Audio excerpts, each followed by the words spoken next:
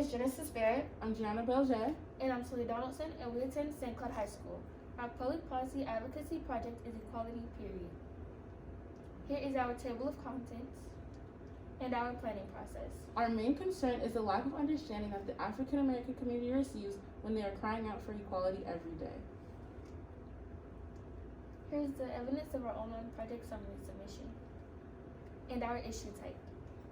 Equality isn't just an issue globally, but locally as well. This issue caught all of our attention because at one point we have been a victim of racism, especially at school.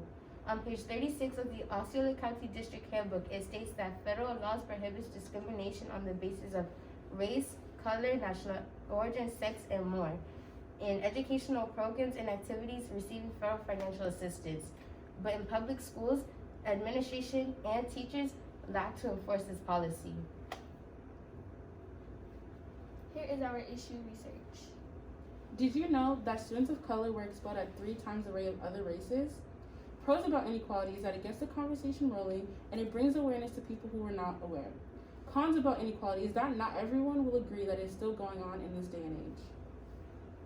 So here's some of the research that we came up with on our topic. And when we were researching it, we realized that inequality isn't just an issue in the schools. It's also an issue in the richest and poorest families in America. The relationship to family consumer science is that we address self-concept.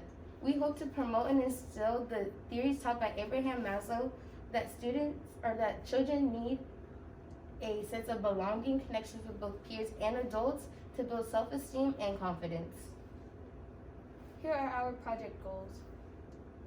Our first goal is to educate students on what our equality period movement is. We want to let them know why it is so important to us. So we plan a lesson at our schools to give them a glimpse of what it is that included questions so we could get their opinions on the situation. We also want to change the amount of racism that students experience, and later on we want to get to our community and the District of Osceola. We've talked to multiple people to bring the situation to their eyes as well as changing the community later on. Here is our elevator speech. We advocate for equality, not just in our school, but in our community as well. The movement that we came up with is called Equality Period. Some of the goals that we have is that we want to educate faculty and students, but also take our project a step further and educate faculty and students of different schools in our district. We feel that everybody should feel equal in every environment they come into, especially people of color. Here is our leave behind. We believe everyone should be treated equal no matter what. If you've experienced any type of racism, don't be afraid to speak up and tell an adult. We stand with you. Here is our target audience. Our target audience is mainly the faculty and students at St. Cloud High School. We put up a bulletin board in the cafeteria for students to come and shine and show their support. And we also put together masks and shirts to spread awareness of the movement within our school. Here are our partnerships. Our first partnership is with Mr. Dombo, who is the assistant principal at our high school. We took our lesson to Mr. Dombo to get it approved, and he took it to the superintendent and the principal. Our next partnership was with the PAWS teachers of St. Cloud High School. We gave them our lesson to show their students, and they taught it to them so we could get our survey done at the end to collect our data. We also partnered with Mr. Scrivens, who is an English teacher at our high school. He helped us figure out which direction we wanted to go with our project, as well as promoting our merchandise in his classrooms and online. We also partnered with the Black Student Union at our school. We got members of the club to help us get signatures for our Equality Period bulletin board. And they also helped us sell snacks and raise money for our masks and shirts. The head of the club also presented our PowerPoint at their meeting. Our fifth and most important partnership is with Dr. Deborah Pace, the superintendent of the Osceola School District. She came to St. Cloud High School to speak with us and learn what our movement is about. She took the information from our sit down and took it to the district school board meeting. She is planning on helping us take our movement to other schools to have a bigger impact. Here are our methods of action. So to start off our project, what we did was come up with a pause lesson to show school-wide, just talking about what our movement is and giving them insight about what equality actually is. So here's more slides from our PowerPoint. And then at the end, we came up with discussion-based questions for teachers and students to get involved in and share stories if they had any stories on this topic. And then our QR code for our survey to collect more data. We also designed and sold shirts at our school to spread awareness about our movement, along with masks as well. And then we also put a petition up in our cafeteria letting people sign and show that they stand behind what we believe in and the changes that they want to see on campus as well. And then our last one is we emailed Dr. Deborah Pace asking her if she can take some time out of her morning to sit down with us and just hear us out about our project and what we want to change. Here is our media involvement. For our media involvement, our club helped us out by posting our movement on their Instagram page to let people know about the bulletin board, shirts, and masks that we put together.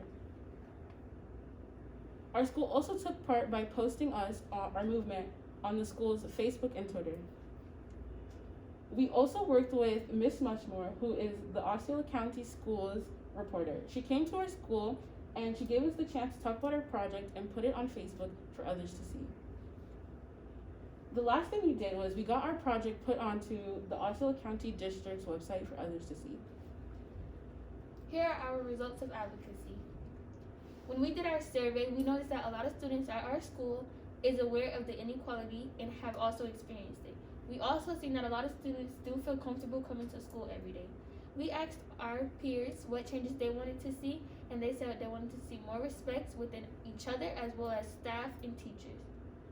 When we sat down with our administration, they told us that they're doing everything they can, and this was very eye-opening for them. So this is the results from our QR code. When we asked, do you believe that there is equality in our school? Majority of the students said no. When we asked, have you experienced inequality at our school? Majority of the students did say yes. And when we asked, do you feel safe coming to school every day? Majority of the students did say yes. And for the last question we asked, what changes do you want to see, if any, on campus to make you feel equal? And with these responses, we got a lot of the same responses stating that students want to see teachers getting the same consequences as students for saying racial things.